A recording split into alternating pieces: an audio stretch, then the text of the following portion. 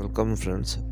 आज आपको मैं बताऊंगा कि काइन मास्टर में उर्दू फ़ॉन्ट्स इंस्टॉल करने के लिए आपको मज़ीद फ़ॉन्ट्स डाउनलोड करने की ज़रूरत नहीं पड़ेगी, क्योंकि मैंने जितने भी उर्दू फ़ॉन्ट्स थे, जो भी मशहूर जमील नूरी, नसख, फैज़ लाहौरी, जितने भी इम्पोर्टेंट उर्दू फ़ॉन्ट्स हैं वो मैंने इस काइन मास्टर में ऑलरेडी इंस्टॉल कर दिए और इसको मैं अब आपके लिए अपलोड कर रहा हूँ।